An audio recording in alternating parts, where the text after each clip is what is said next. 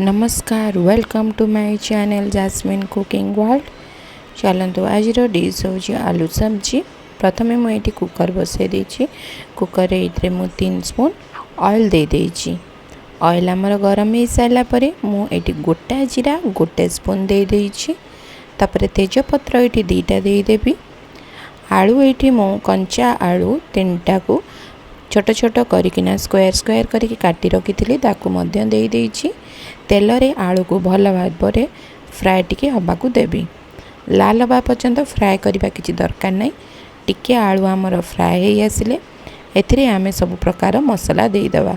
प्रथमे ये मु लुण दे देछि स्वाद अनुसार, हलदी 1 स्पून, कश्मीरी लंका गुंड 1 स्पून, टमाटो किछि दे देछि। तापरे आलू को भल भाव में भाजीदेली।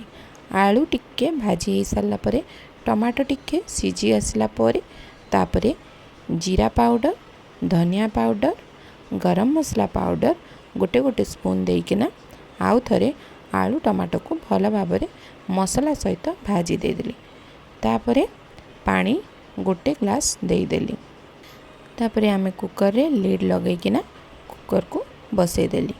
आलू सब्जी हेबा भितरे मुझे पराठा 4टा सेकिदेवी।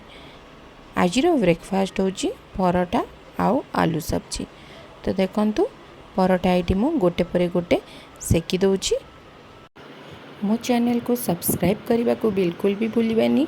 तले थिबा बेल आइकन को क्लिक कर दियंतु जहा द्वारा मोर नुआ नुआ नोटिफिकेशन आपण मान पाखु पहुँची जिवो। देखंतु मोर पराठा हो सारानी। एहीपरि भाव में मु पराठा तक सबू बेलिकिना सेकीदेवी। आज डिश होची पराठा आउ आलू सब्जी, जोटा कि बिना प्याज रसुण आलू सब्जी। बहुत ही प्लेन हिसाब रे बनी। बेसी किसी मसला ये यूज करिनी। आ बहुत ही शीघ्र ही आलू सब्जी तैयारी हो जाइए। देखंतु मु तो चलली पराठा आउ आलू सब्जी खाइबापई। ताले आपण डेरी करंतुनी। पराठा आलू सब्जी तैयारी करिकिना ब्रेकफास्ट डिनर रे खाआंतु आउ एंजॉय करंतु। आपणकर फैमिली मेंबर आउ फ्रेंड को मध्य खुआंतु, फ्रेंड मानन को मध्य खुआंतु। रहिली नमस्कार। देखा नेक्स्ट वीडियो रे। ओम श्री साई राम।